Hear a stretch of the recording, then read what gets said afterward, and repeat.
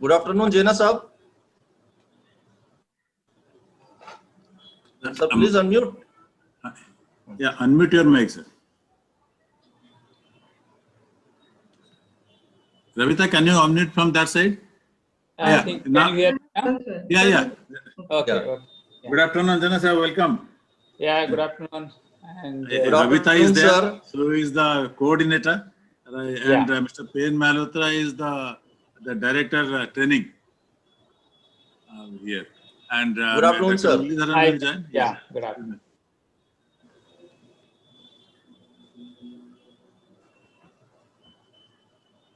So with your permission, sir, shall I start the program, sir? Yes, sure. Yeah. How many have joined, by the way? Sir, till now, sir, 30 people have joined, sir. Okay. We can start. Okay, fine, sir, fine. Respected directors, IIBF, Director Training, Mr. P.N. Mehrotra, Director Academics, Dr. Muralidharan, Director HR, Mr. Francis. We have the faculty members also joining us. We have zonal heads from Delhi, Chennai, Calcutta, and sir, the participants from our AMP 9th batch are already there, sir, in the session. So this year we have 60 participants from various banks. They are usually from the senior management cadre and middle management. So we have zonal managers, regional heads, and AGMs, DGMs from public sector banks, Bank of India, Bank of Baroda, Union Bank of India, Punjab and Sindh Bank, SBI. So we have people from Tamil Nadu Mercantile Bank. And sir, we have 11 people from CCIL, CDSIL, and LEIL. Sir, we also have participants this year from financial institutions, NBFCs, Bajaj Finserv, the private sector bank, HDFC Bank, Yes Bank, IndusInd Bank, Saraswat Cooperative Bank. Sir, I'm Ravita Vadhwa, sir, and I'm the coordinator of the program for this year. And sir, this year we started the program in August 2020, and this is an 8 months program. So we expect to end it March end or beginning of April. And sir, we also have an immersion program in Calcutta, which we usually go to their campus, and in-house faculty takes the classes. Now, a brief profile of Jena sir. Jena sir is the MD of Clearing Corporation of India. CCIL provides an institutional framework for the clearing and settlement of transactions in government securities, money market operations, foreign exchange transactions, derivatives, and other related products. CCIL is a qualified central counterparty serving the OTC markets in India, and it also serves as a trade repository. Prior to joining CCIL, Jena sir has served State Bank of India for about 35 years, and his last assignment at SBI was the Deputy Managing Director in charge of the global markets. As the DMT global markets, he has handled treasury portfolio of India's largest bank with a significant exposure to various market segments such as foreign exchange, money market, equity investments, etc. And he has an all-round experience covering different aspects of banking. So joined SBI as a probationary officer in 1985 and has held critical assignments in India and abroad, like General Manager Network Hyderabad, Deputy General Manager Treasury Management Group International Banking, Deputy General Manager Market Risk, Vice President Treasury in the Bank Sydney office overseeing Forex business, money markets and ALM. And sir has also been nominated to various boards like SBI Macquarie Infrastructure Management Private Limited, Oman India Joint Investment Fund Management, SBI SG Global Securities, Foreign Exchange Dealers Association of India, and Gujarat State Energy Generation Limited, SBI DFHI Limited, Macquarie SBI Infrastructure Management. Sir has been chairman of FEDI, SBI SG, and OIGIF during his nomination to these boards. So we welcome you to the session of the Leaders Speak series, which is a monthly event, and we always invite leaders from the industry to address our participants and to share insights into the banking industry. Now I would request CEO Das sir to please give a welcome address to the participants. Good afternoon, Mr. Jena. Good afternoon to all my colleagues of IIBF and all the participants. It's a pleasure to have Mr. Jena, the MD of CCIL, with us today. As some other day I was also discussing you, how do you respond to the change and how do you succeed? Your response to rapid change here foretells your success to the next decade. How do you respond to the change? That is what Mr. Jena has done during his career in State Bank of India and different assignments. How well he has adapted himself to various assignments, and he acquired the knowledge in almost all the assignments. Acquired not only the knowledge, is if I am permitted to say, 360-degree knowledge in almost all the assignments he had. More so in treasury, when he was heading, he had the knowledge of risk, he has the knowledge of the dealing, he has also the knowledge about the credit portfolio part. If you see in the last 10 years, the role of treasury has increased manifold. It is not only the lazy banking type of treasury function which the banks are doing, it has now become a profit center in the sense that the investment is slowly taking over in different treasuries. The movement from loan to investment adds to the profit of the treasury, but it also has some inherent risk involved in it. And let me also say, at one of our performance reviews, I was working as the head of the rupee treasury under Mr. Jena, and I am benefited from his guidance. In one of the peer reviews, when we compared the performance of our treasury vis-a-vis the treasury of public sector banks, private sector banks, including some of the parent banks, we found that over a period of time, perhaps State Bank is the one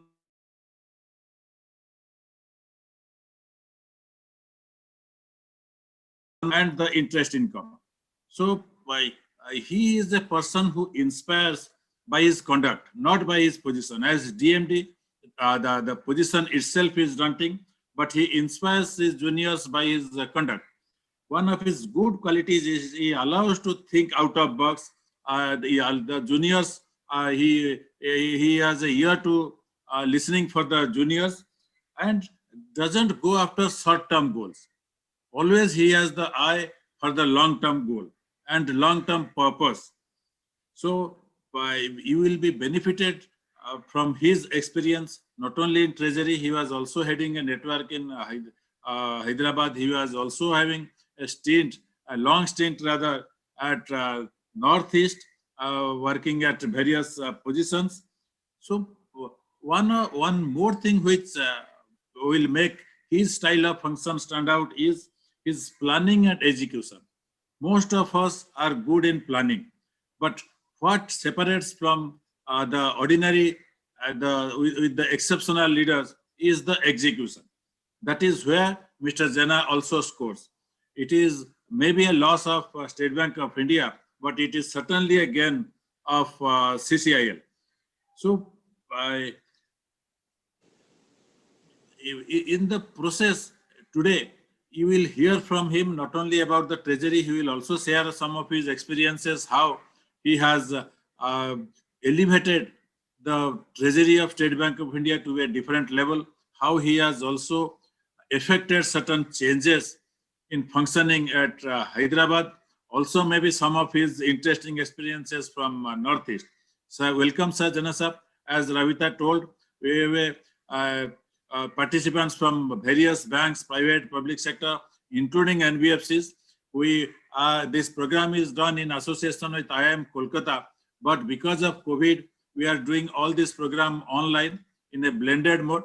Otherwise, they would have been the benefit of seeing you in person. I'll leave the floor to now Mr. Jena sir. Thank you, Dasar. I think since we have been friends, so the attributes soured on me, I wish I would have possessed all those. So thank you for all those kind words. Of course, I was wondering that how to start this, whatever it is, a speech or a talk or a presentation. I don't know. It's a little difficult because we people are generally mobile, both vertically and horizontally. So we don't keep ourselves glued to the camera and do it. So it's a little difficult. So I thought that I will have some interaction with the participants. Is it possible or only at the end? No, it is possible. It's possible. No, okay. Possible. Yeah. It can be interactive. It will be a little bit, no issues. So otherwise it becomes very difficult. You see that I have spent quite a lot of time in the treasury and the peripheries of treasury. So as a result, my orientation would be mostly towards the treasury related works. The problem in treasury is that whenever I do anything or I have to have a transaction with somebody, with some counterparty, I must know the counterparty. But here my problem is that all the 60 counterparties are more or less unknown to me. So I will have to have some trades with them, and I don't know whether I provide the centralized counterparties to them or not. Again, I will have to settle those trades. Without knowing all of them, I have not seen even their faces. I hope that they have some elementary, I think, approach towards the treasury functioning. So can I ask them some questions? Will it be possible on their part to answer? Yes. Yes, sir. Yeah. Yes, sir. You can, sir. Okay. So now my first question is, what is banking? Whether any volunteer is there? Sir, yes, sir. Yes, sir. Yes, sir. we can. Borrowing for the purpose of lending. Borrowing for the purpose of lending. And Sir, invest. mobilizing funds for borrowing and investing. Borrowing and investing. So what is the difference between NBFC and a bank? What is the difference between a non-banking finance company and a bank? Sir, they cannot take demand Banks are- deposit public. Sir. Operative accounts can be there, sir, NBFC. No, they are also allowed to raise deposits. And they are also Yes. giving No, loans. running accounts, current account and savings account cannot open. Okay. Sir, certain activities which can be undertaken by a bank cannot be undertaken by NBFC, like Even sir, EDB even foreign exchange also they cannot do, sir. Foreign exchange also they cannot do. Sir, they cannot make a checkable deposits. Sir, they are governed by Companies Act, where as for banks there are separate acts. Banking Act. And banks also have company act, that is not there, but foreign exchange, that certain things they cannot. Okay. I think I guess most of you you are all fully aware of what is the difference between a bank and a non-banking finance company. But my intent was not to ascertain the difference. My intent was only to know that whether we are comfortable with the definition of banking. So that is the precisely whatever is there in the Banking Regulation Act. They say that banks, they take deposits, and which can be withdrawable, which can be withdrawn on demand, and at the same time that can be withdrawn either by way of a check, draft, or something like that. So probably this is the basic difference. Otherwise, they take there are deposit taking NBFCs, but they are not banks. So when we take the deposits, what for we take the deposits? For lending. Lending and Sorry, lending and? investment, surplus is the remaining investment and these things. Okay. Anybody else?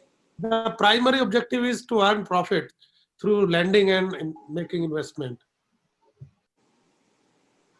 Okay. I think the basic function of a bank would be to take deposits and lend. Of course, so far as the Banking Regulation Act is concerned, they had included investment as also a permissible activity by the banks. So if we suppose take a deposit and we can lend it to somebody, how do we make profit? by charging Higher rate of interest. Pricing difference. So the pricing difference fetches us the additional income, right? Yes, sir. Okay. So then why do you enter into the investments or any other territory? There is no need, no? It's just statutory obligation, sir. We need to invest SLR and There is opportunity goes for the SLR and deposits. Statutory obligation is there, sir. Okay, so that means we didn't have much difficulty till such time the regulators were not there, or had the regulators not been there, then probably our life would have been easier. We take deposits and we lend it. The spread we enjoy, that fetches us the income, which ultimately after the net of the cost converted into the profitability or the profit of the bank. Am I right? Not always, sir. Actually, it is not the ideal situation always. Sometimes we are not getting the right kind of opportunities to lend. The period for which we have deposits is different from the opportunity of lending. Means, period for lending. So we need to invest for the gap. Sometimes we have got excess liquidity. Sometimes we have got less liquidity. So for that, we need to have. So, if I'm right, may I know who is who spoke this? Yeah, my name is Tanvir Siddharth. I'm from Bank of Baroda, sir. Okay, Tanvir, I think you are fairly right on the point. So you could bring in that one is that there could be a tenor difference. Suppose if I take a deposit, that's what you said, and you said tenor deposit and lack of opportunities. Yes, sir. Yes, sir. Okay. Anything else?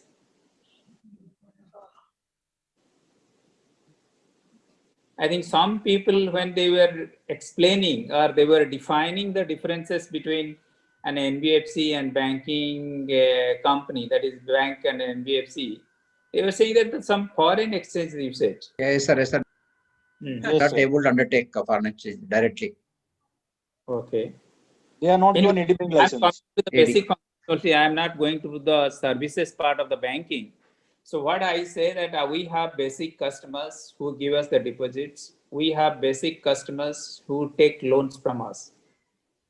But Siddharth Tanvir said that there are certain cases when it could be difficult. One is that lack of opportunities. When we do not have opportunity to lend, it will lead to the residual surplus, which needs to be deployed elsewhere.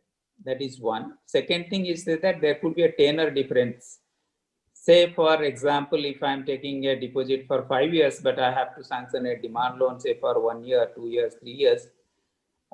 So then there is a tenor difference that could be otherwise also. Suppose if I take a deposit for 1 year, but the demand for the loan is 3 years, 5 years.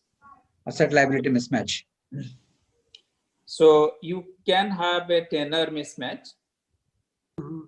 You cannot probably have an ideal situation wherein you have the amount money matching also. Suppose I took a deposit of say 100 rupees, but somebody comes to me and he asks me either 150 rupees or only 50 rupees. Correct. So there could be a different amount also. There could be another situation that suppose assuming that we are working under multi-currency jurisdiction, or even in India also you are permitted to say that take some of the liability and some of the assets in foreign currency. Assuming that you have a foreign currency FCNB deposit or EFC deposit, and you don't have somebody who will borrow in that currency. Suppose you have an EFC in pound sterling or euro or Japanese yen.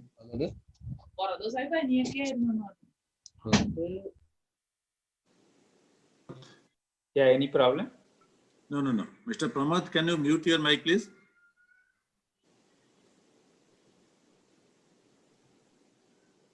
Yeah. So there could be a possibility that these mismatches may occur, tenor, amount, then you can have a currency mismatch as well. Right, sir. So only when you do not have the comfort of matching your liabilities with the assets, then probably people thought that we have to look for some other avenues that wherein we can either deploy the funds or we'll have to.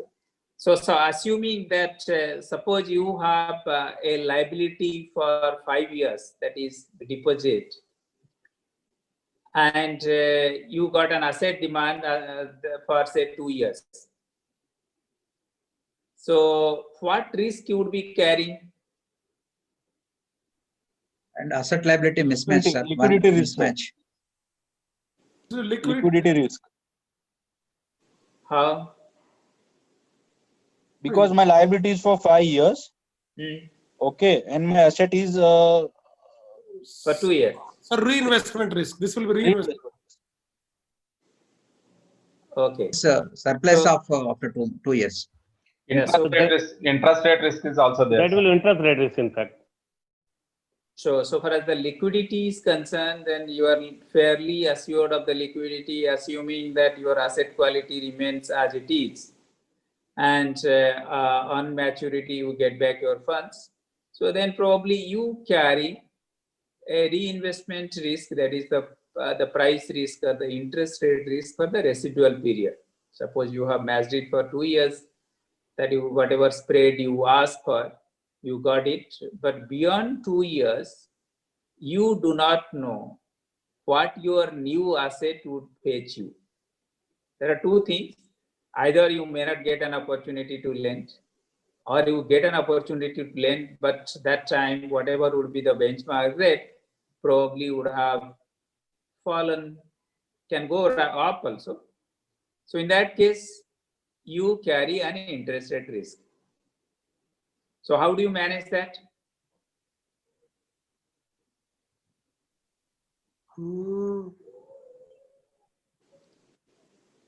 Any idea? Okay. I think the risk part, I will, what I will do, I will combine all those things maybe to the middle. Let me just introduce the treasury part as well. So basically, we know that when we try to open up or start one banking operations, initially assuming that all the say whatever the assumptions would be there, if we take it as constant or they do work as it is, so then we don't need a treasury function. But since the regulators are there, they say that you will have to invest certain portion of your net demand and time liability. So you will have to invest certain things. So we have, of course, there are other ratios. We have cash reserve ratio also. So those things came up only for that. So now you can tell me that that suppose you have a deposit in say sterling, pound sterling. So how do you deploy those funds? And there is no taker for pound sterling loans. There's foreign currency loans are there, no, sir? Foreign currency loans. No, foreign currency loans you can sanction only if somebody takes that. Am I right? Sir, that foreign currency I can converted. I can convert it into INR and invest it, and accordingly also hedge my GBP pound sterling. In a way that, say for example, for 1 year I am getting no lender. Yes. Okay, so I would convert into INR and invest in GSEC or whatever the investment mode is, and accordingly I will also hedge my GBP INR currency also, so that I am not carrying the currency risk anyhow, because if I invest in GBP, the ROI will be lesser, and if I invest in India, the ROI will be on the higher side. So I have to hedge my currency risk as well as the interest rate risk also. Okay, so suppose you don't hedge it. So what would be the problem? Fluctuation in the currency, either the currency may depreciate, appreciate, which might cause profit or loss. But here we are not in the business of making profit and loss from the currency trading. You are not trading it, no? Okay. So basically what you mean that whenever we say profitability, for the banks. So we say that we do not take any risk, but we get the profit. That's what you mean to say? No, sir. This what I am trying to say. Of course, risk, calculated risk has to be taken. But here I cannot keep my position open Okay. because So I you, don't know where the currency will move in the future.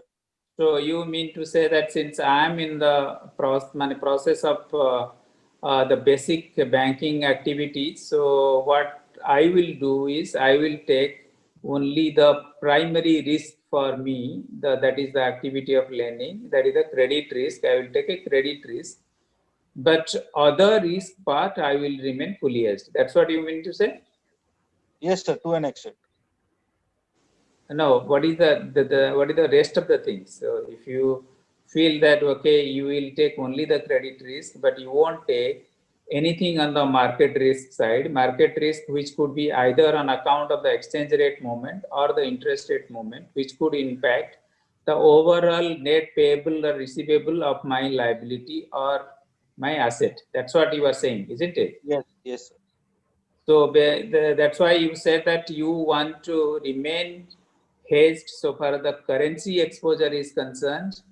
If it is currency exposure inclusive of the interest part, then that takes care of the interest rate risk as well. Yes, So yes. either it could be a currency and interest rate swap, or you can do only, or you can do separately both. Either you hedge your currency exposure separately and your interest rate exposure separately. Yes. There are currency swaps available, which you can do it even at one go itself. Yeah. Okay, so then you tell me that all these liquidity prescriptions, how onerous are they? So do you feel that it's very difficult on the part of the bank to, I think, comply with those regulations, or how is it? Sir, first of all, we need to see that overall at the bank level, how much GBP currency I am having with respect to the example we talked upon.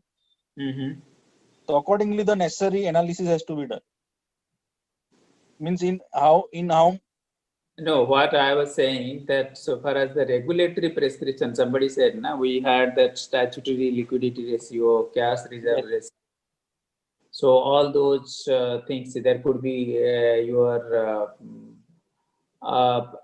LCR requirement also would be there. So all those things would be there, various ratios. How onerous are they very difficult to comply with? Are they very easy to comply with? What are the prescriptions in that? Yeah, difficult to, it's difficult to manage, sir, because what happened now, sir, this the SLR returns are very less compared to lending, what I'm feeling is. So there is a little but you are bank.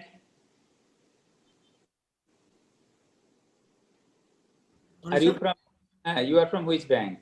So I am from HDFC Bank, sir. HDFC Bank. Okay, HDFC Bank can say that because probably you don't carry that much excess SLR in your books. But most of the other banks, they carry very high level of excess SLR. But returns are very less, no, sir, compared to. So if returns are so less, then why people are investing in SLR? Because they have surplus, they want to invest immediately. No, they can't keep it. And one is statutory obligation. Second thing is if at all surplus, short-term surplus are there, I think they're also going for money market instrument, including treasury and bonds.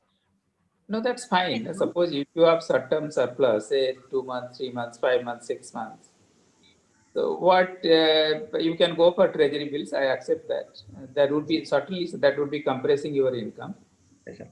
But in the process, you would be getting your say maybe whatever lending opportunities you would be capturing and you would be lending it out, isn't it? Yes, sir. So then what is the problem? That would be very short term only. Hello. Yeah. Yeah, sir, this is Durga from Saraswat Bank. Now, if we consider the last year itself, then in a interest rate scenario where yields are moving downwards, banks will make a whopping profit on that SLR, excess SLR, whatever they have invested. And But in how is How is it that possible? Have you worked in treasury area? Yeah, I am actually working in the treasury only. But your treasury income again is a function of the accounting standard followed in the country, no? Right, As per sir. GAAP, when your interest rate comes down, so when that is the value of investment goes up, can you book it as a profit? Sir, whatever portion is there in AFS, definitely banks will make good profit on it. No, but And how will you do that? sorry, sir. How will you do that? Sir, we have to offload the excess SLR, whatever But is who will there in take that AFS. job? Who will take those securities at a lower rate of return? Sir, I didn't quite get the question. No, I think that suppose if your target yield is higher and you want to make some income because the yield has compressed quite a lot and probably it is the time that you can book some profit. Right, sir. Okay, that's what you are saying. Right, So sir. I have two questions to this. One is, suppose if you want to sell, how will you get a buyer who would buy the securities at a lower yield? Second, suppose if you do that, you carry a reinvestment risk. So the investment, whatever you would be undertaking, after getting back that return, will be at a much lower yield. Right, sir. The reinvestment will be at a lower rate. But what banks have usually done in the past year is in the first quarter, they have offloaded most of the positions, leading to higher trading profits for banks. Then they would be investing it for a few months in treasury bills or somewhere and wait for the cycle to turn again. So wherever they feel that now the cycle has turned and the yields are slightly hardening, then banks will make a higher investment in the GSEC market. Okay. I think it's a very good I think point I got from you, Durga. How many takers are there? Whatever Durga says, that how many of you take it at the face value? Yes, sir. Yes, sir. That profit booking is good, sir. I agree with her, and Yes, they are sir. looking for I also agree. opportunity for further investments. But how do you do that? Sir, but one question is, sir, in the current scenario, since RBI is now not going to cut the repo rates, so it is very difficult to know means when the interest rate cycle will turn. So that means that for that much period, it will be invested in treasury bills or other instruments. You see, how many of you have seen the bank's balance sheet and banks, the financials, the P&L account? Suppose you would be having various heads for the income side, isn't it? Yes, sir.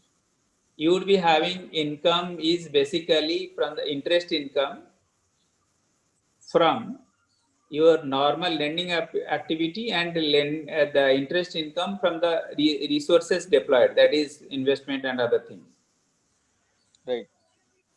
So when you sell off the high yielding investments,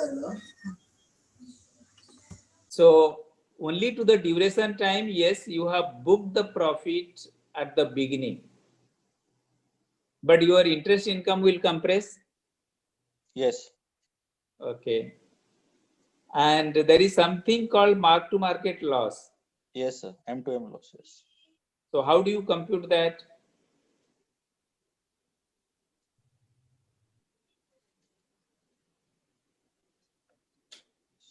No, you are all right. I am not saying that. Suppose if assuming that our GSECs, the government securities are traded like US treasuries or gilts or bonds or JGBs, at least I have a fairly reasonably I'm comfortable that good sizes can be offloaded at any point in time. That is basically the liquidity for those bonds would be high. What about our government securities? Are they very liquid? Any point in time you want to sell, can you sell at your yield? No, not so much liquid. So one, that is the demand side constraint is there. The people who want to buy, they could be choosy. They may either buy it, they may buy a reduced amount compared to whatever you would be trying to upload, correct? Yes. And second thing would be that the securities which would be replacing your current holding of high yielding securities. So the replacement income, whatever you would be getting, would be much lower. But I don't dispute, you are right. But there are limitations to that, how much you can do that. So now I wanted to know that when we say that we have to increase the profitability anywhere, so how do you get profit? What is the factor which lead to the accrual of profit or on a higher income anytime? One is interest rate margin. Second is forex income. Third party products income. How do you, suppose we will come to the interest rate margin first. Yes, sir. Suppose your cost of fund is 5%. Yes, sir. So what should be a reasonable spread over that? So you can say that your bank is reasonably profitable or Yeah, very highly profitable. How do you? Yes, sir. Sir, 3 to 4%, 3%, 2 to 3% margin required. So 2 to 3% margin. What depends or what are the determinants for those margins? I could not get you, So sir. cost of borrowing and operating expenses. I'm up to the point because you are all saying that interest margin Spread, yeah. That is the spread, whatever you are getting over the cost of funds. Yes, sir. So that is adding to your income. Yes, sir. And if your cost of funds takes care of that, almost as good as profit. But Yes, what I'm saying, that suppose I got 10 borrowers lined up. All 10 borrowers I would be charging 2% margin or 2% spread over my cost of funds, or how will I do it? It depends on the type of borrower, the risk rating he'll be having, the kind of security he'll be, assets he'll be. It will be based on the rating of the borrower. Say my in the. Okay, I got your point. So I wanted that to be brought home, that profit or whatever additional income we get, it doesn't come free. It comes at a cost, and that the cost is the risk. Yes. The higher you take the risk, the probability of the income remaining high is high. But there is an issue that you are basically pricing your risk. Am I right? Yes, Yes, sir. Yes, sir. Yes, sir. You have to, you see that many times people will say that this is high risk, high reward, low risk, low reward, then high risk, low reward, low risk, high reward. That is only an assessment, but otherwise, primarily when you want a higher income, you have to take high risk. If you go for some mutual fund products, you have various asset classes. As an individual, you have various asset classes. As an entity, as a bank, as a company, you have various asset classes. The asset classes where there is a potential to fetch higher income is the riskier ones. Am Yes, I sir. right? 100%. Yes, sir. So basically the treasury functions, whatever you do, other than your to comply with the statutory requirements, you only identify the risk, assess the risk, price the risk, and continue to monitor the risk. Get out of the risk whenever you feel at a loss you can get out of it. Did it make some sense? Yes, sir. Yes, sir. Okay. So whether it is a lending activity, it's an investment activity, or you provide certain services. Suppose services you provide, that suppose you say that, okay, I provide some foreign currency conversion facility to some of my clients. If the foreign currency conversion takes place back to back, that is to the corporate, I quote something which I have covered myself in the interbank market. So that is primarily a service I am providing. So I am getting an income as per the maybe the quality of the service. Am I right? Yes, sir. Yes, sir. Yes, sir. But if I warehouse those risks, suppose I carry or assume that risk on myself and do it, then there is a possibility that I may get higher income. I may lose also. Am I right? Correct, sir. So the basic banking activity was that I assume credit risk. I don't want to take any other risk, that if there is, I get some liability in a different currency, I match it or I work it on fully hedged basis. There is something called covered interest parity. So you must have heard about it if some treasury classes would have been taken or classes on the foreign exchange arithmetic. So basically, if we remain hedged, so the return should be at par. It cannot be more or less. So that is precisely that if I take, suppose my question would be that if the rate of interest in yen is lower, or euro sometimes negative or yen sometimes negative, should we borrow more in yen and lend in either rupees or some other currencies which fetch us higher income?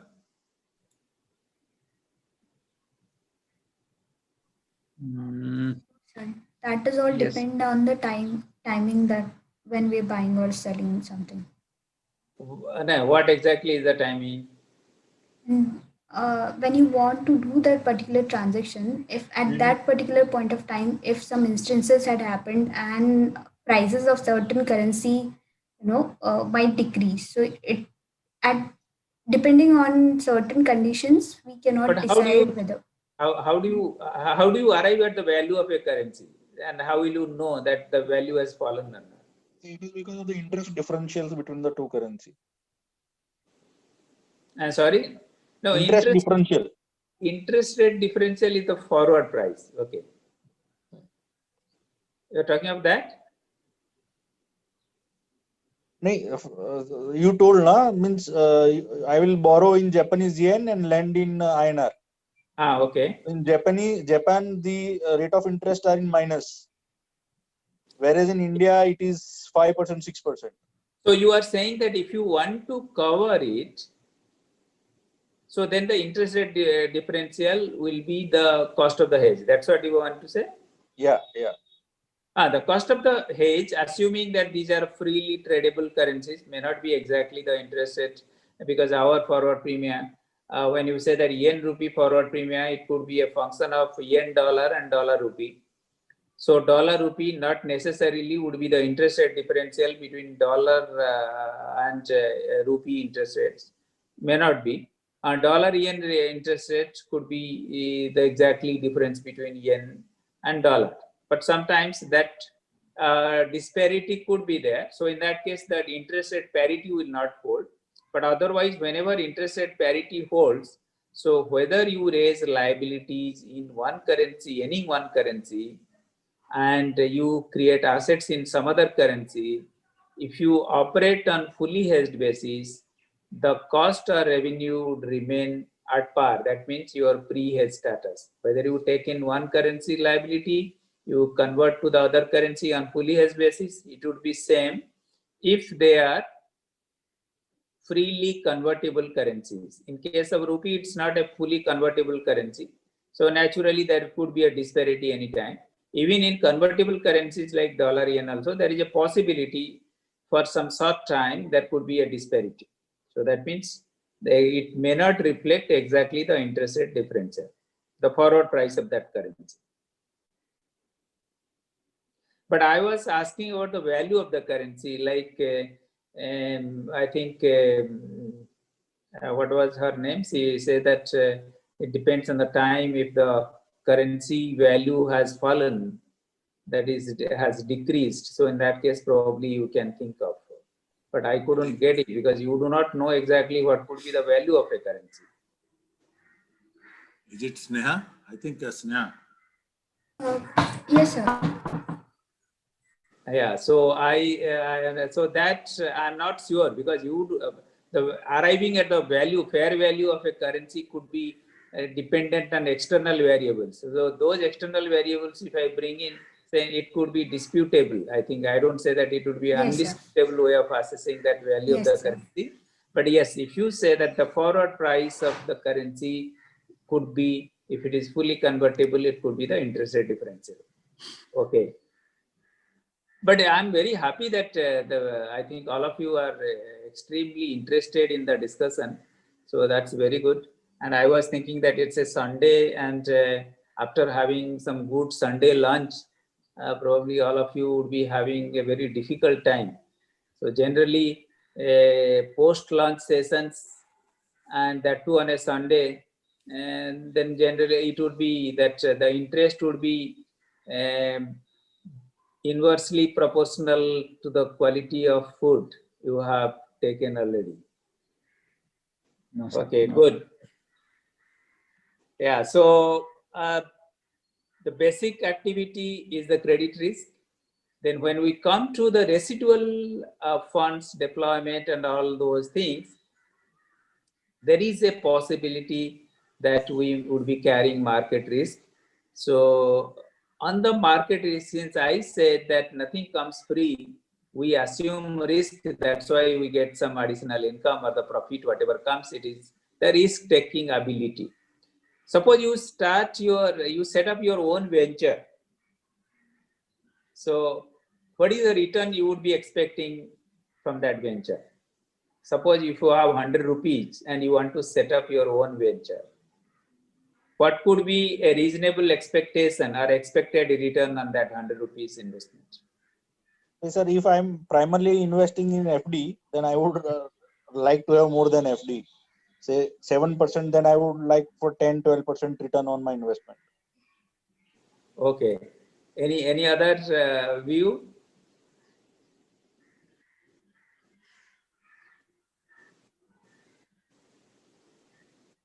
I will again. I think you see that suppose as a passive investor, I would like to have say 6%, 7%, whatever the rate of interest I get on the fixed deposit could be a reasonable return.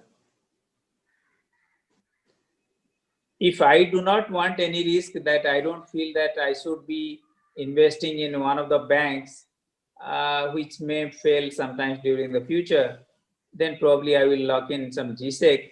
The rate of return could be lower. When I set up my own venture,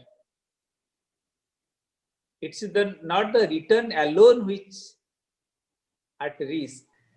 It's the principal is also at a risk.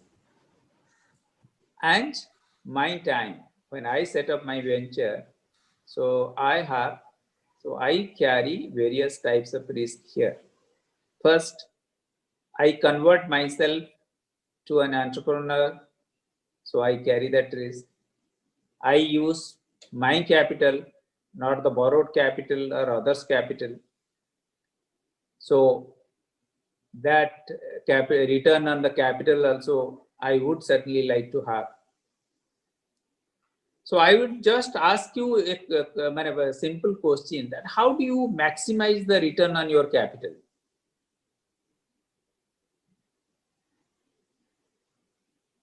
Any possibility that anyway, let me be very clear that maximizing the return on the capital doesn't have an end point. It's only a process, or it's only a path.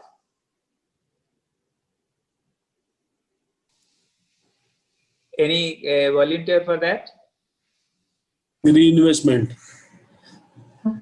Sir, it is profit maximized through investments or entrepreneurs. Okay. Anything else? Investment in the best avenue available. I can say if I'm in business, first thing I'll do is I'll think of the cost or the principal amount that I have invested. I should get that return. And there are certain factors, so considering market, if I'm in certain business, how can I improve that? How can I develop that? That I'll think and I'll work on that since I'm investing my time and the capital. So best avenue that I have. Suppose I will, for the time being, I will just leave aside the return part. I say that you are the MD of a company, you are an entrepreneur. You want to raise some funds, or you have already set up successfully a company of your own, and you want to raise funds. So, what could be the various ways of raising funds? It could be equity, it could be debt. Okay. And external borrowings, foreign exchange and ECBs. That is debt only, yeah. Okay, so either you will go for additional equity or you will go for debt. Yes, sir. But what could be a proper mix of equity to debt, or it should be fully equity or fully debt? How will you do that? So it depends upon the capital structure. And how I'm able to optimize with a mix of debt and equity that I have to. Capital structure, tell me. So that will depend upon industry to industry. No. I'm not asking about the industry to industry. What exactly is that? The return on capital employed. Whatever, sir, whatever ROC, maximum sir, possibility. return on capital employed. Sir, if it is possible, 100% equity. Whatever possibility capital I can procure myself, we'll do for that investment. Remain will go for equity and debt. Okay, so your capital is also only a part of your equity only. If you are raising equity on the similar terms or same terms, so naturally it's a part of equity only. The only you yourself are an entrepreneur, so you would be taking that entrepreneurial risk apart from the capital you have inducted there, and of course all others would be inducting their capital, so they would be only risking their capital. So what I wanted to know that basically I wanted to hear about a few words from you, few terminologies, terms. That somebody was saying that capital structure. I was saying that what are the basic ingredients in the thought process, how a capital structure should look like?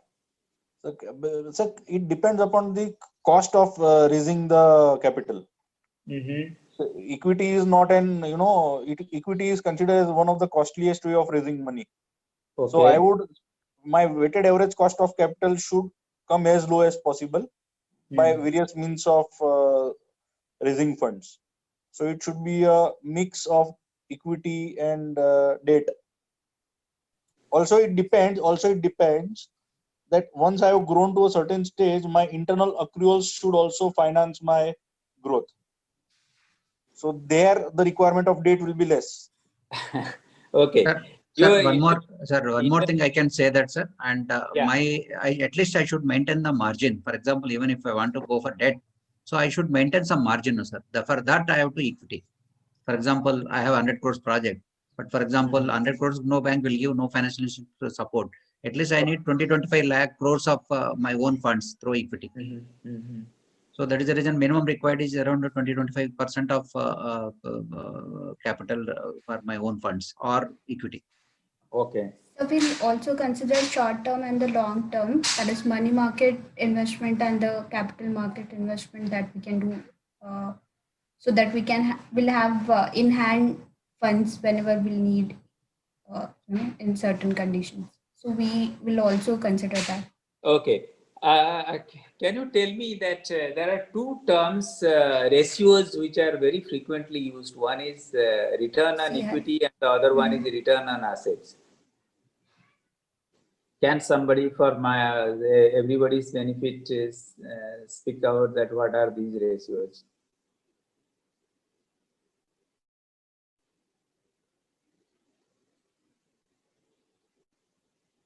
Anybody can volunteer.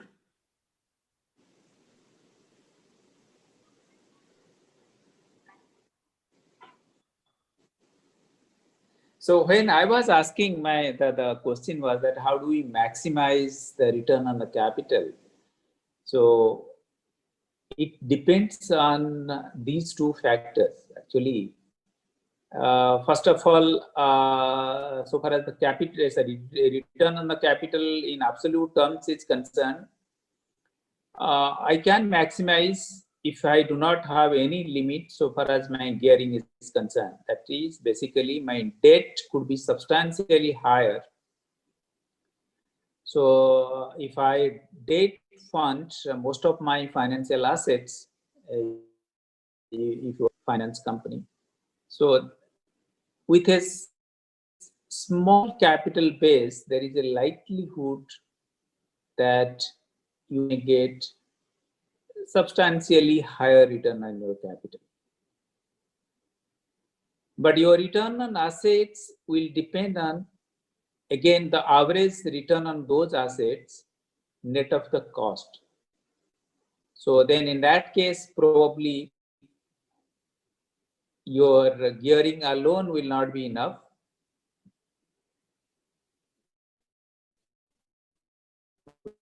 Will it be enough? I think, am I making myself a little more abstract or actually exactly I didn't know that what are the things we discussed. I think repeat the question, sir. I think they didn't get. No, what I was saying that suppose I have 100 rupees capital and 900 rupees debt. That is my total resources is 1000 rupees.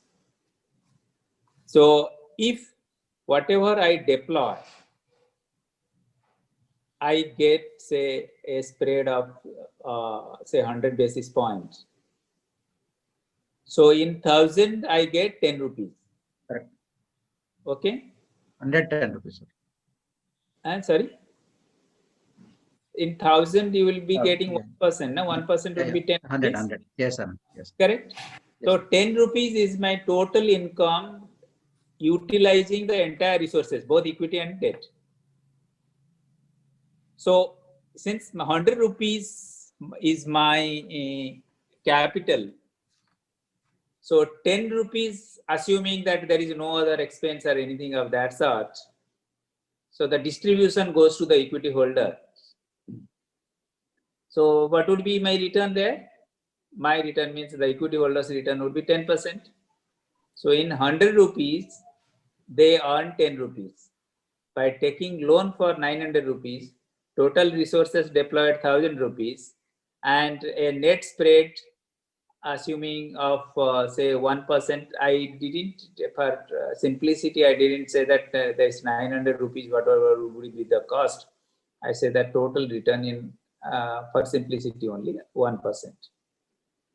So if I increase that borrowing, that is a debt, to 1900 rupees, and my 100 rupees capital, so total resources would be 2000. If my net spread I get is 1%, what would be my income? 20 rupees. 20%. So the capital or the equity contribution in my company is 100 rupees. So the return will be 20%. Correct, sir. Yeah. So what is your view on this? Suppose I say that if I increase the gearing means is basically I'm leveraging. So the leverage, only 100 rupee capital, I'm taking more debt and I'm going for asset creation. So from the asset, whatever spread I get, so my return on the capital is high. Is it a good thing? Sir, this would not be the ideal scenario, because in case I increase debt on my book, so definitely it will bring some additional interest cost. So net margin will be lower. So this cannot be the ideal scenario. No. What I am saying that I assumed that suppose 900 rupees at whatever rate I borrow, 1900 also I will borrow at the same rate.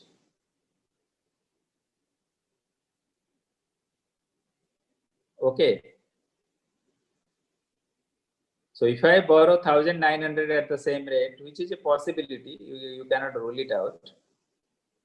So then I'm saying that basically, how do you determine a capital structure? Because you will have to see that from the capital, what is your risk-taking ability? So on the basis of your risk-taking ability, you will determine what could be a leverage for that unit. So on the basis of the leverage, your net spread will be there.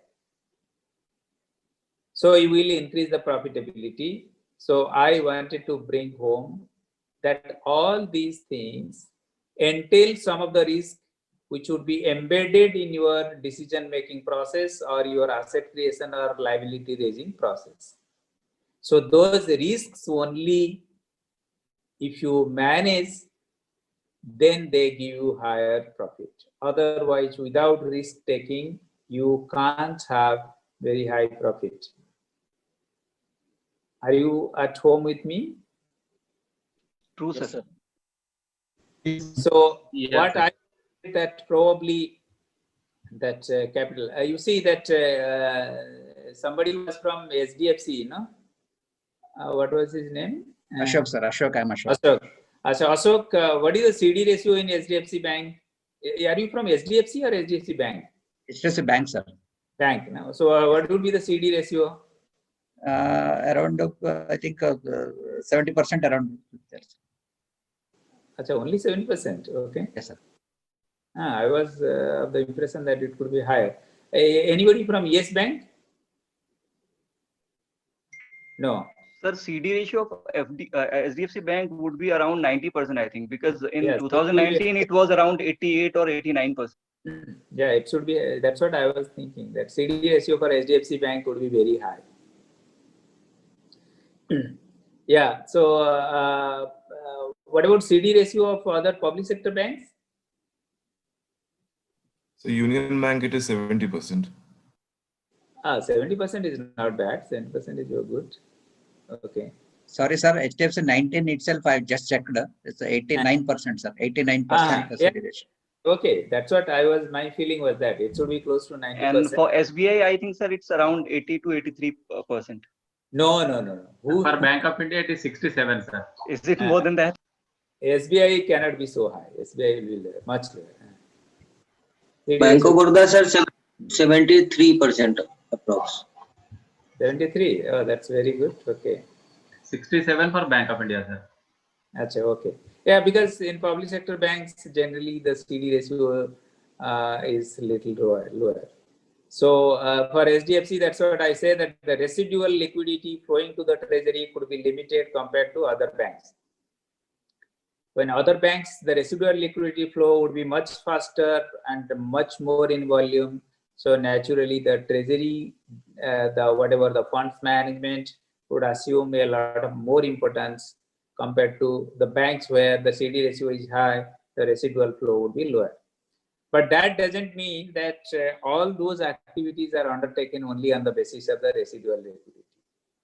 What are the various treasury functions we have? What are the various treasury products we offer? Anybody? I think we have people from... Including money market investments. Back, we have office for foreign exchange covering, then for derivatives, then balance sheet management group, then derivatives dealer, then this GSEC and government securities dealer. Handling money market.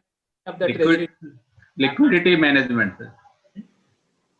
Money market handling money market investments. Okay. So I was saying that, okay, when the life was very simple, you take deposits, deploy, only take the credit risk, nothing else. You can go play golf, play tennis, anywhere. You go to the club, enjoy your life, and come back home, you are richer.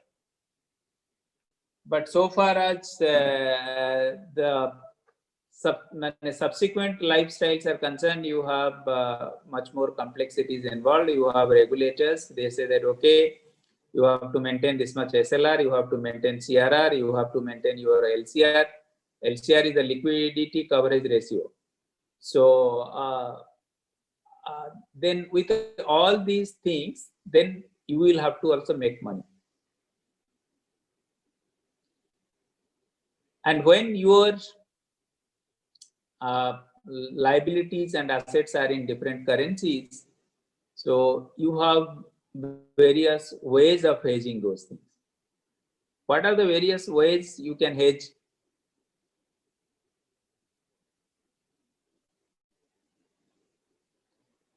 Any Forward contracts, sir, future.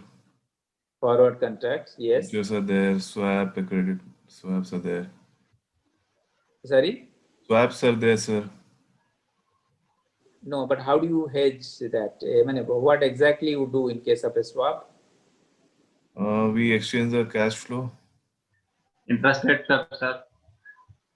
No, exchange the cash flows. I mean, can you elaborate a bit?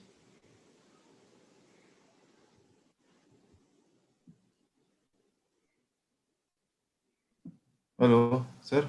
Swaps are always exchange of cash flows. But what exactly is this? I haven't worked on that, sir. Okay, okay. So fixing the interest rate, sir. Yes.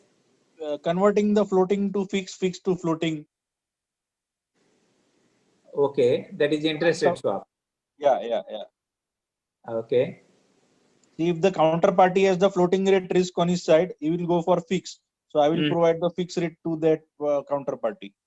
Similarly, if he has fixed rate and he wants to take the convert into floating rate, if he sees that the market interest rate scenario is going down, then he would like to go for floating. So he would, as a counterparty, bank will be providing the floating rate to the counterparty. Okay. Okay. So I will say that so far as the exchange rate is concerned, I think probably you have, or for that matter, any hedging. There are two hedge families, broad families.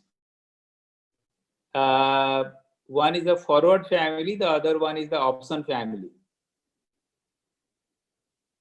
Have you heard about it? Yes, sir.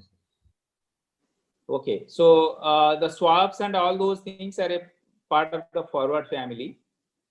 Or when you book a forward contract, that is nothing but you are fixing a forward, the price in forward. That is, today you are fixing the price for a forward delivery. And when they are traded in exchange, they are called the futures. Either they could be exchange rate futures, that is basically currency future. It could be interest rate futures. Interest rate futures could be product wise, they can name it. And similarly, when it is an option class, what are the things we see? Call option, put option. Okay. So when you buy a right and when you sell a right, is it? Yes.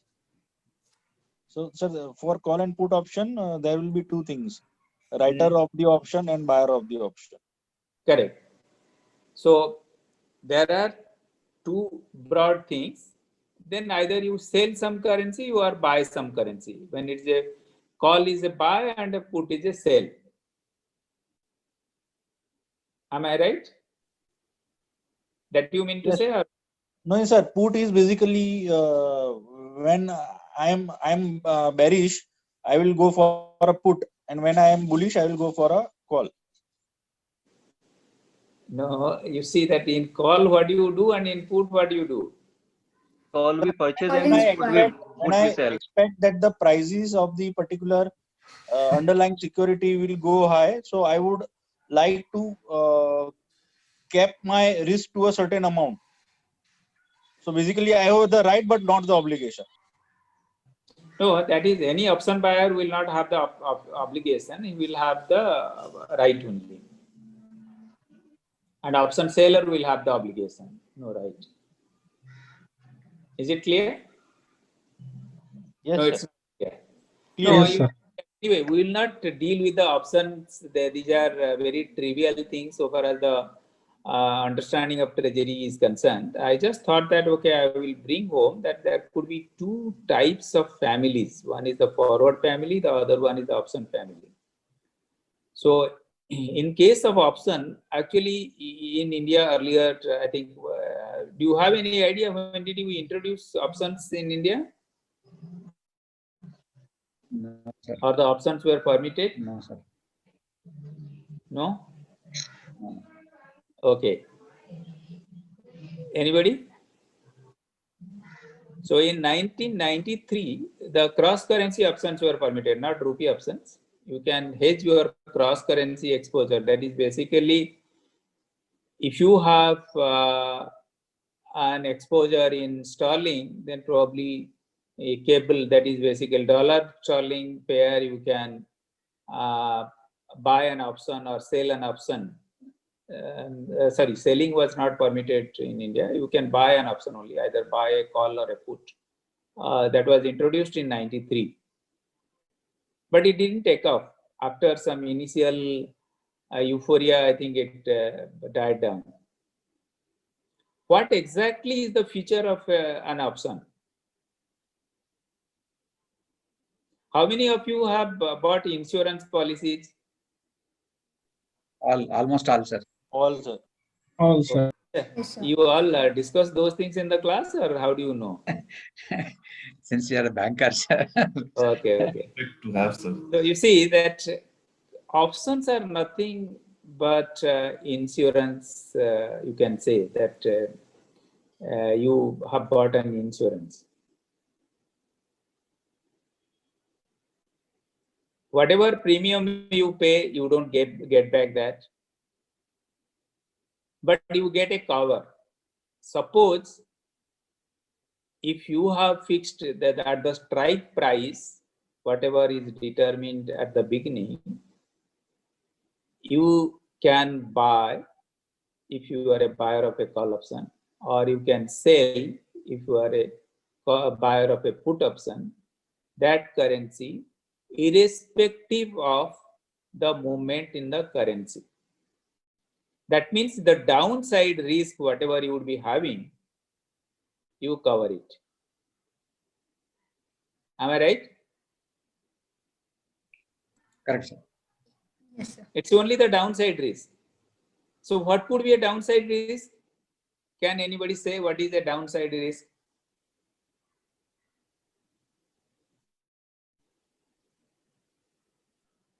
Anybody from treasury side, any dealer or anybody is there? Sir, the maximum is the premium which has been paid is the maximum loss.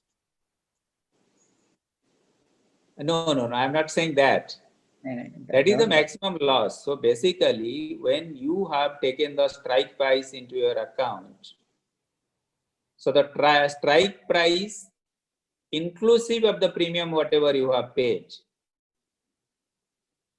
that should be a critical number for you. If that goes beyond, then probably your business risk would come in, that your business may not be viable, or it could be creating a problem for you, so that you are unable to come out of that situation. So that downside risk, if you protect, anyway in options, your upside is always open. You can get it. When you buy an insurance, what do? You say that at the worst possible case, if this thing happens, then this is the real benefit which will accrue to the survivors or the what do you call nominees in case of life insurance policies, or to you if it is a general insurance policy. Am I right? Yes, sir. Yes, sir. No? So basically, if you use, otherwise many people what they feel that probably it will work. I will have an insurance premium paid, but I will receive the return like say some mutual fund or equity investment. It doesn't happen like that. And what is the best possible return in case of an insurance or in an option? Around 5%, sir. Around 4 No, to no, 5. I'm not asking about the amount. What I'm saying that in insurance, life insurance, what do we pray? The event should not occur, isn't it? Yes. We always pray. Maybe I don't know the nominees what do they pray, but we pray that if we have assured our life, we feel that okay, it should not happen. Correct. Otherwise, Correct, the best would be that assuming that if I feel that the policy is coming into vogue, say tomorrow, and if I die tomorrow, that is the maximum benefit, maximum possible benefit. But we don't want that.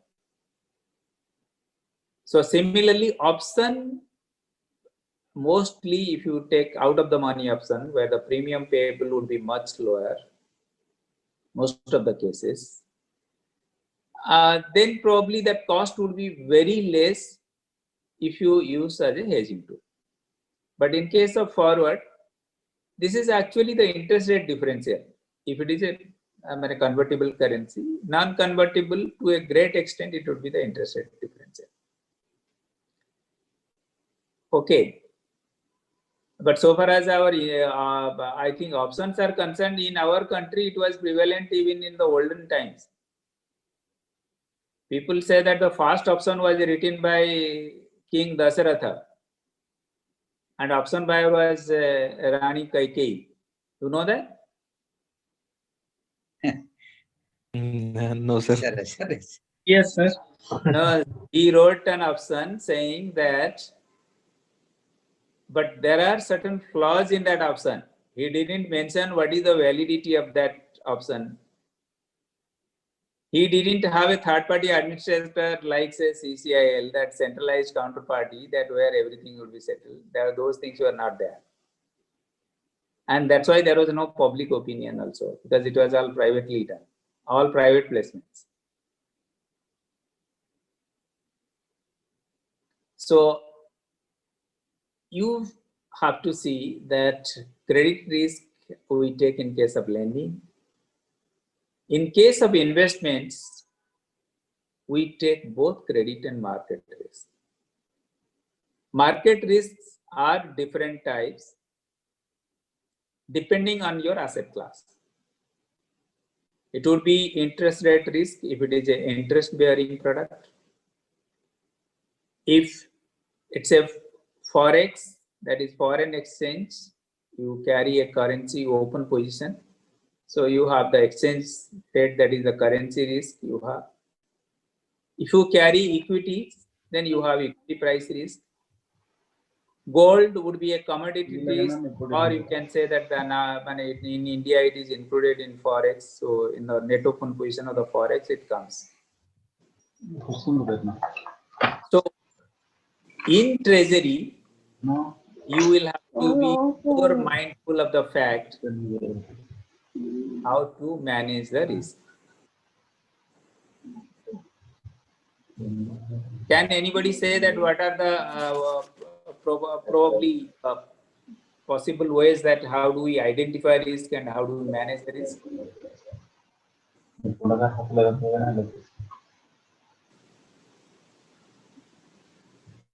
Am I audible to everybody? Yes, sir. Yes, sir. Yes, sir. So basically our profit comes from the risk, and that's what we have to manage.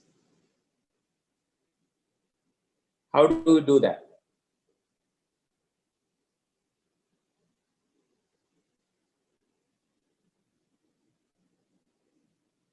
Okay, assuming that you are a treasury manager, what are the things you will do? Any taker for this question? Hello. Yes.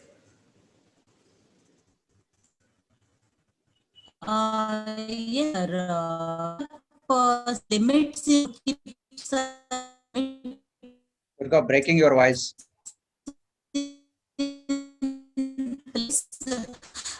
Limits. Is it hello audible now?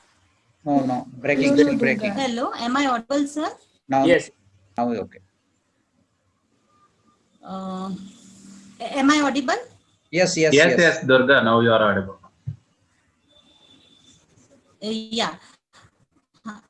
So we set up certain like per threshold limit for the AFS portfolio or for HFT portfolio, so that cap the amount our dealers, how much dealers can keep, set the risk limited. Then we can also have certain of Durga, how do you limit the risk?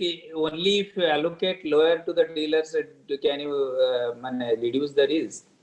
Because whatever the residual liquidity comes to you, so that is to be invested. You don't have control over that. Do you have?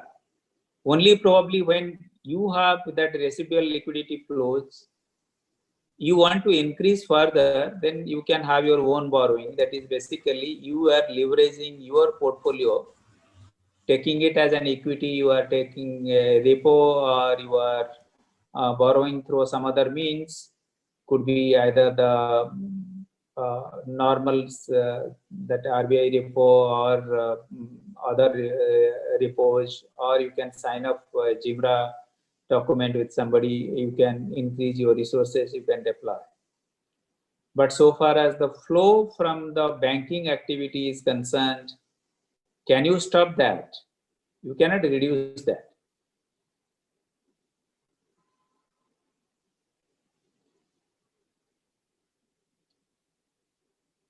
Durga?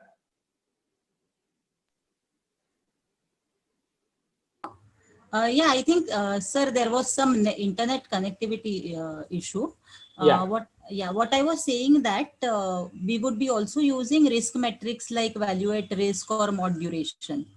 Okay, what is, how do you use value at risk for interest rate products? Sir, we compute the value at risk using a historical model, like what was the maximum loss that could have happened to your portfolio for the past, based on the past 250 days experience. Okay. But how do you use it for your decision making? Sir, for decision making, we will assume that if the past, we would compute maybe in absolute numbers, we would convert this VAR number into absolute numbers, and we would VAR say, number should be absolute only. Yeah. So if my VAR number is, say, just example, maybe it is 5 crore and I have set up certain limits. Maybe I set a limit of 10 crore. Then when I see that my VAR is going beyond that, my dealers would be advised to restrict the positions that they can take. Value at risk measures what? The worst case loss that can happen to your portfolio. Basically, the basic assumption is that it tracks the volatility, change in the price, isn't it? Yes, sir. So then it assigns. So yes, under normal market conditions, whatever your confidence interval, so the maximum loss would be up to that extent. Right, sir. But do you feel that it's a very good indicator for a treasury person? It could be for the risk management, yes, I understand. But the treasury person, how does it? His actual loss is no way. Suppose you are having, say, 1,000 crores profit in your portfolio. If it comes down immediately, say 800 crores, your VAR number may breach. Sir, this may be from the risk management angle. In the more day-to-day scenario, I think stop loss limits or, maximum portfolio size limits, that could be a better measure. Modified duration, isn't it? Right, sir. So how do you use your modified duration in your decision making? Sir, modified duration or the further variant like PVO1, which is a variant of modified duration again, it would tell us that how much our portfolio will depreciate, the MTM. That I know. Yeah. How will you use it? So based on that, sir, we would be setting up certain limits. Now, maybe the board has to approve that beyond this, the dealers will be advised that they cannot have a PVO1 or a duration. They would fix the upper cap, sir. Okay. So once that upper cap is approached, then the dealers have to get back to maybe the head treasury or to the higher management so that they can deal further. Or they have to then restrict the trades. or reduce the size of their AFS portfolio. Okay. So you feel that, okay, PV01 is the absolute risk, and when you take at the portfolio level, then certainly it is absolute risk, how much you want to have. And modified duration gives you the relative risk, that what is the duration risk which is still there. You suppose you have, if your yield is high, then how will you manage your modified duration? Will you have the same modified duration, or how will you manage the limit? Sir, the modified duration will have to be, it will again be a dynamic kind of limit. The limit will have to be reset depending upon which interest rate cycle you are in. Cannot be dynamic, no? No, sir. Sorry, sir. Capital allocation for, suppose your risk capital will be limited. So change at the change price. Sir, so if we are having a scenario in which we are assuming that the interest rates would be going upwards, then we have to have a lower modified duration. Okay. And on the flip side, if we feel that the interest rates are now moving downward, then the management will give more, then we can have to have a higher duration, because then we can make money out of it, because we are expecting the yields to go lower. Okay. Okay, I was thinking that probably, how long you have been in treasury?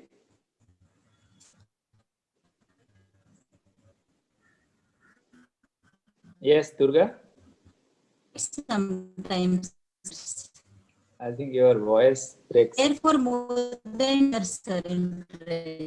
Now, what I was saying, that you see that so far as in anticipation, keeping modified duration low or high may not be possible always. But you can have an historical analysis of the interest rate movements, which would be, you can say that on a table, you can put it on the basis of the economic performance, that maybe could be some GDP indicator, inflation, and all those things. So for a long-term view, because always you will have to think little longer, you can have a target interest rate in mind. Suppose if this is the target yield, probably if you get that, even if the duration is a little longer, that still protects. If your target yield doesn't match, then probably you will have to be little extra careful so far as the modified duration numbers are concerned. Duration could be little lower. And expected interest rate movement would be purely from a trading point of view. I'm not sure the interest rate movements in at least the instruments which are active in India or emerging markets, they may not have that much liquidity, so to maybe trade on the expected interest rate movements, because you need a lot of liquidity so that whatever positions you take, so you can unwind your positions whenever you feel that your expectation or your assessment has gone wrong. So that's a challenge which remains here. I'm not sure actually anything else you would like to know, because I was not sure what are the things I need to discuss with you, because this is such a vast area, increasing profitability of the banks from treasury operations. So, sir, I think how the treasury function helps in the banks in both ways. That what is the strength of the treasury, that you can. Okay. So Okay. So maybe that we will just see that if some of the areas, what are the activities we undertake in treasury. See, initial days treasury could be either investment in government securities or could be some forex conversion, and all those things were considered as treasury. But as complexities came in, you will have to target. You see, financial intermediation was the banking job. See, not only disintermediation, because many things have changed. Now a mobile phone company is a competitor to a bank. So naturally, we will have to see that who are the people whose economic activities should interest us, and accordingly we can do that. So if a company we feel that we should be in, so what are the possible ways that we can be involved with that? We can participate in their equity. We can participate in their bonds. Wherever permissible, if convertibles are there, that also can be done. Convertible, for simplicity, I will keep it as an equity product. So the treasury departments basically have to see, if I target X is a company and he should be one of my prime customers, what I need to do. I think most of you would be married, no? I think, or I am sure that most of you will be married. Yes, sir. Yes, sir. Yeah, some of you, maybe it could be an output of the parental decision. Some of you could have taken your own decisions. So those who take or follow parental decisions, it's not their risk-taking ability is low, but only thing is that probably the risk appetite has not developed at that stage. Those who take their own decisions, then probably the risk-taking ability may not be necessarily high, but the risk appetite has gone up. Of course, these are all in lighter vein. So some of the marriages would have been validated, premarital validation would have been by some horoscope matching. Anybody is there whose horoscope got matched, or no? Nobody. Nowadays, of course, people don't follow that. No. Okay. But here we have to, I think, read the horoscope. Horoscope in the sense that, what does horoscope indicate? The planetary positions and how are you placed vis-a-vis the planetary positions. Similarly, whenever you think about, then you will have to read the horoscope of the company. That is all the planetary positions. How do you do that? You have to have a proper analysis of their financials. You have to see the product profile, the markets, the capital structure of the company, the revenue stream, and historical analysis of that. Then probably you will be in a position to see, can I invest in the equity of that unit?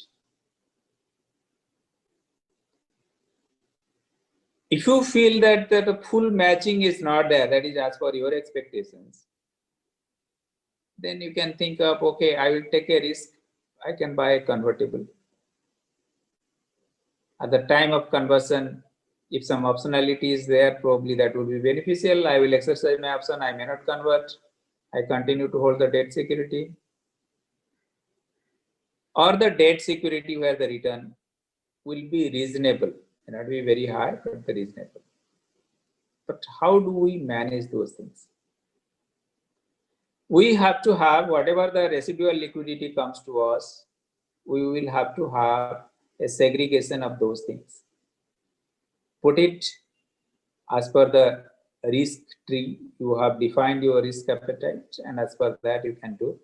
This percentage will go to GSEC, this to the treasury bills.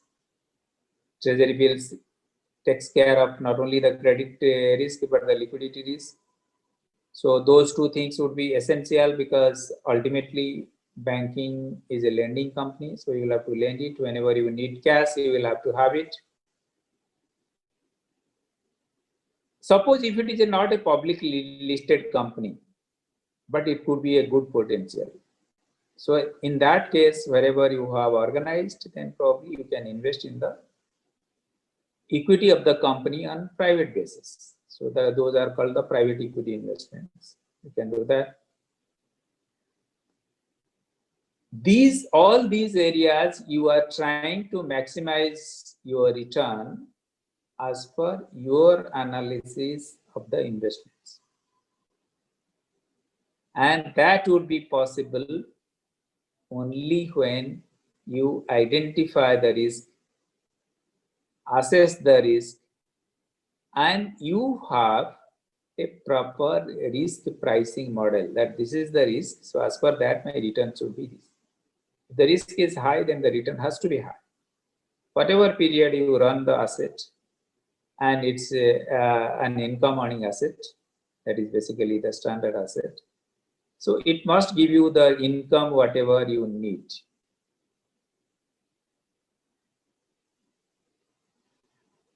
So far as other areas are concerned, like tenor is a risk, because you have liquidity part of it and a part of interest rate risk. How synthetically we create a mismatch. Many times earlier we were worried that there is not a match, that's why we will have to hedge it, but people earn income by creating synthetic mismatches.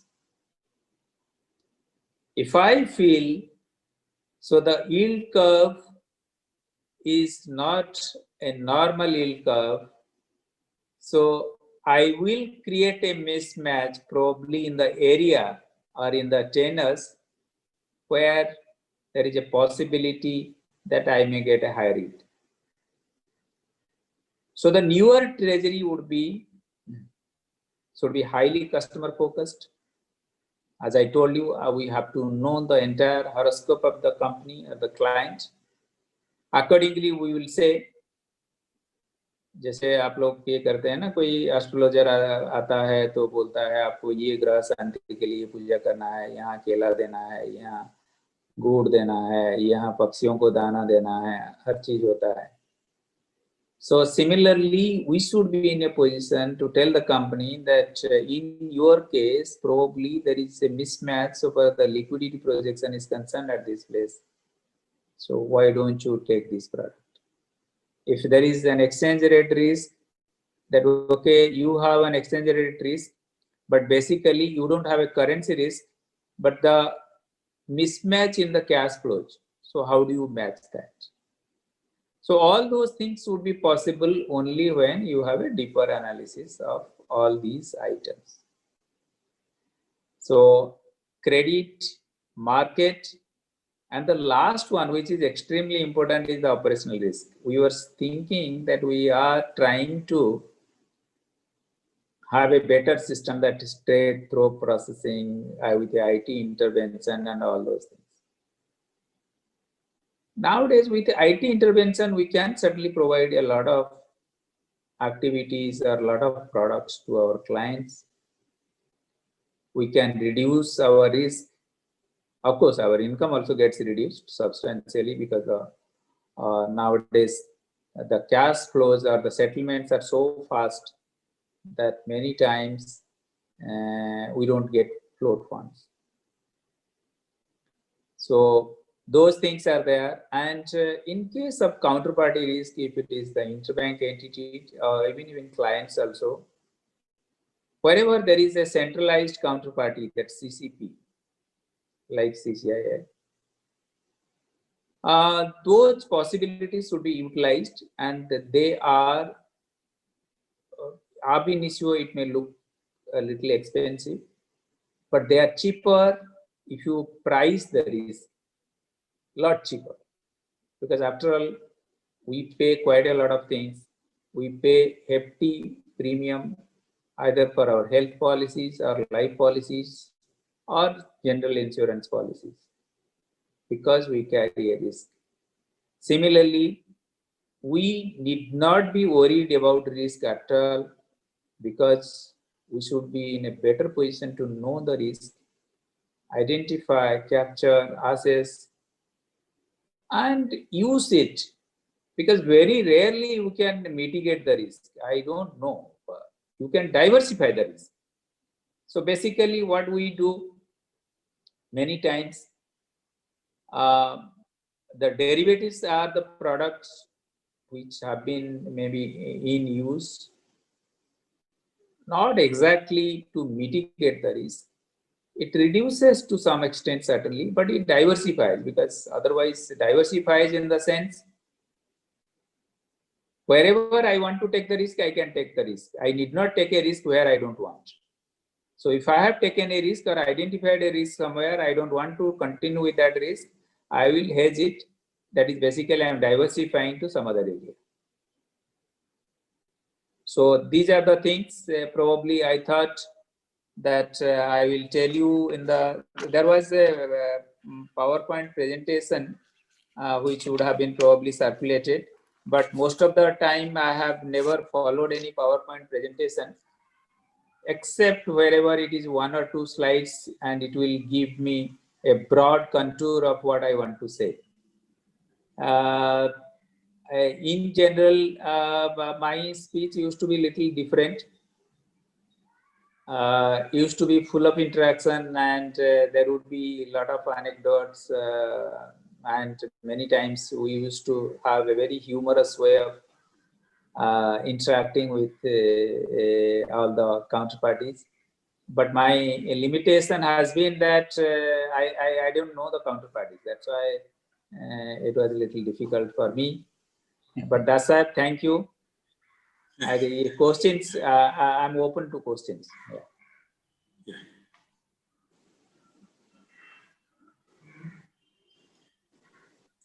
Yeah. Your questions may not be limited to only treasury. Okay, is it by treasury, of course, is a balance of risk and return, but it is not only the treasury. Life also depends on the risk and return, as you just told. You can ask some other questions also by relating to banking or finance or anything. Anything under the sun. Yeah. But I have got an option. I don't have an obligation. I have only right to answer only.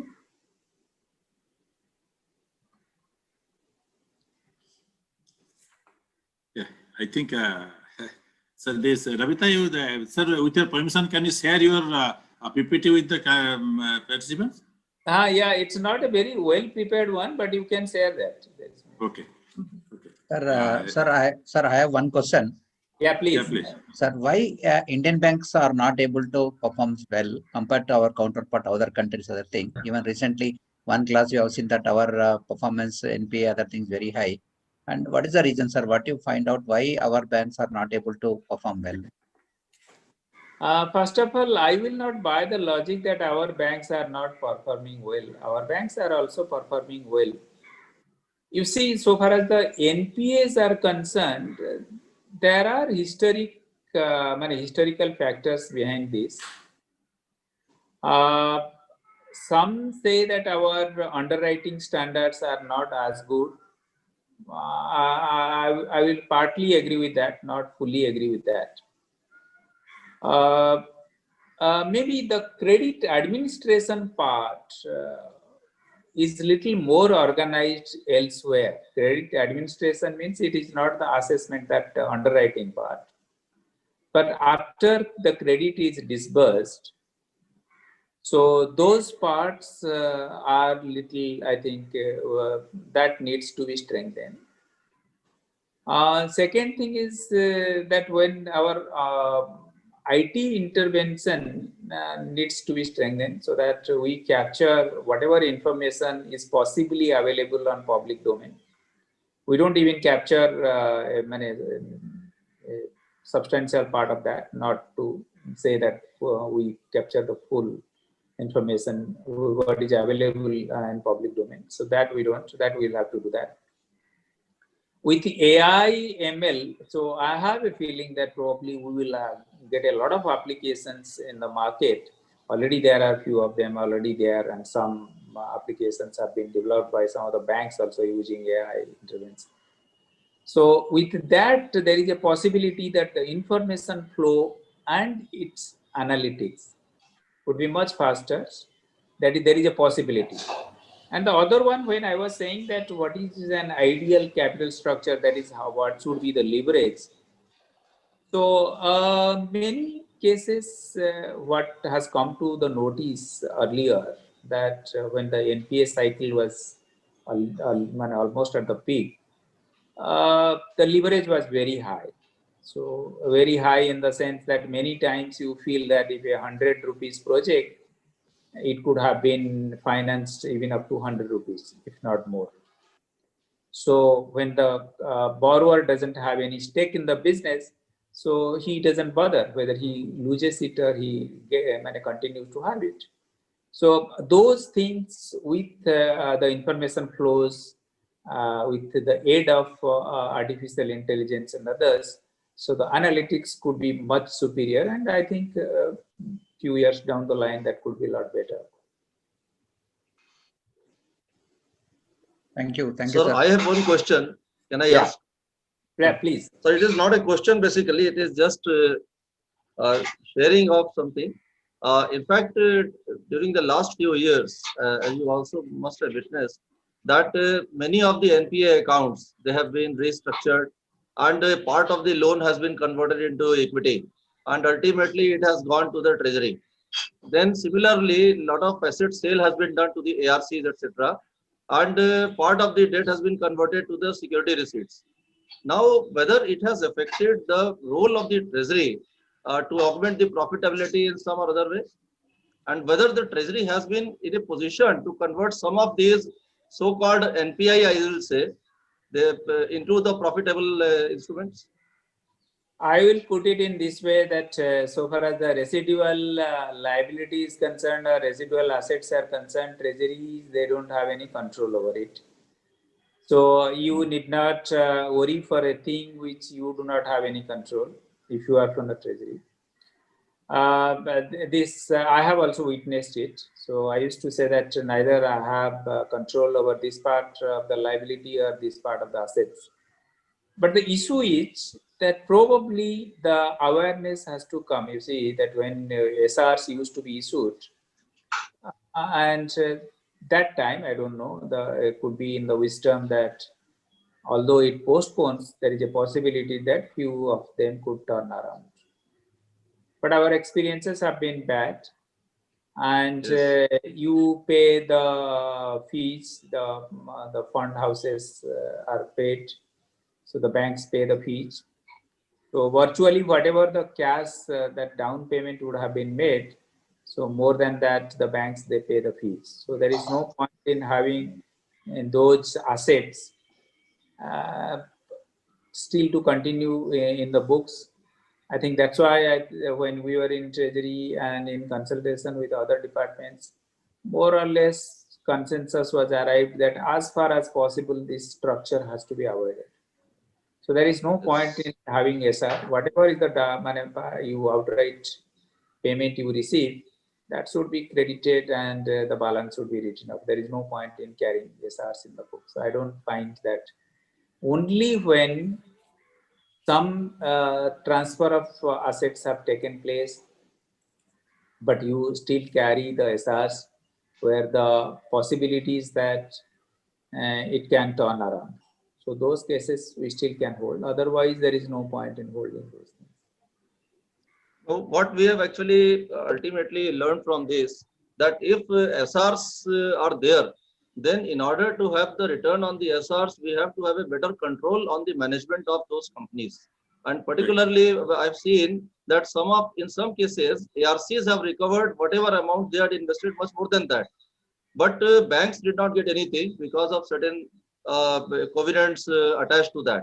So after that, some guidelines also came that we have to put our people in the management and all those things. of those ARCs to find out what exact amount is coming and how it is being shared between the bank and the ARCs. So I think Treasury, whether it has any role into that or it's a role of the credit people or something.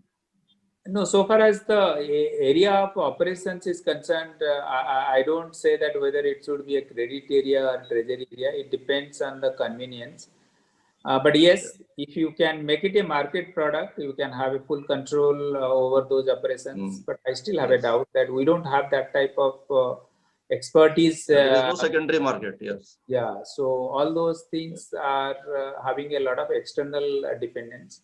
So if that is there, then certainly this actually I was thinking that we should have an investment or we should have our own ARC, but own ARC there is a conflict of interest, all those things are there, and you will have to always depend on others. So those issues were there. Otherwise, it's not a bad idea to have it under the treasury. But many times the regulators, they don't feel comfortable because they say that in your own balance sheet, we don't want to see it. There will be a lot of bit of interest. So those things will be. Thank you, sir. Thank you. Yeah. Ravita, so, sir, actually, when we see Mr. Jena, you see how each of your workplace is a learning place for the future leaders. Okay, there is something called searchlight intelligence, or the ability to spot patterns and connections, various patterns. So that is where he scores over many of the leaders, contemporary leaders. Yeah, Mr. Mehta, I think. Yes, sir. Yes, sir. I would like to now share the vote of thanks, sir. So today, in fact, it has been a very proud privilege for all of us to have Mr. Jena with us, and we have listened to him. Such a glorious personality, having such a glorious profile, very, very seldom we come across, sir. And right from the grassroots level to the highest level, you have gone up. And still the basic concepts which you have actually dealt with today, I think even those people who are not have worked anywhere in the treasury, etc., right from the definition of the banking to the most complex products of the and processes of treasury, you have covered in just a brief time of 1.5 hours or so. So I think that kind of equality is very rare, sir. And we are really enriched today. At least I have never worked in treasury, but somehow I could understand what are the nitty-gritties of treasury and what exactly is the rule of treasury.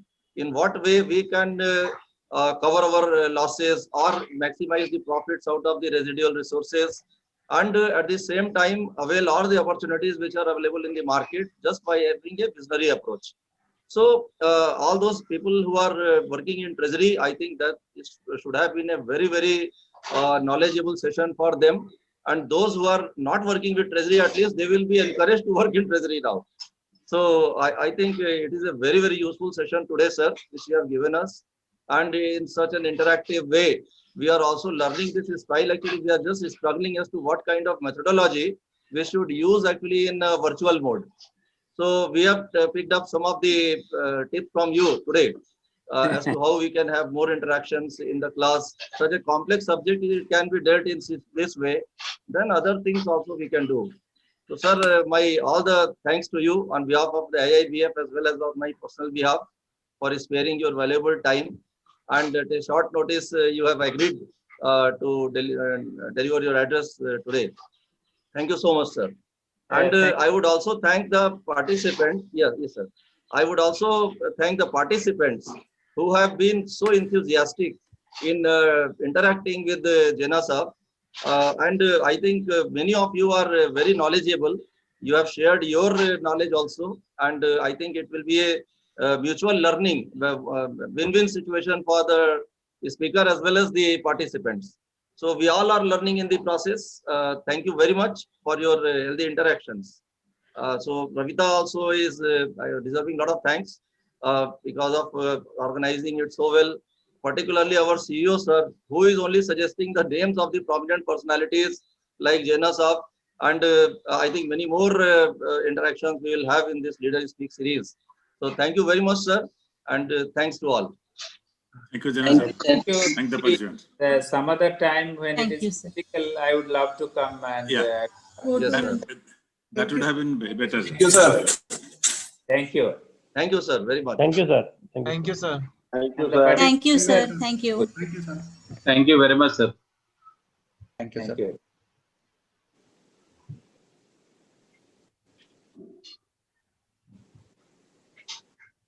With your permission, can I end the session now? Yeah, please. I think we can end the meeting now. Yeah. Thank you, sir.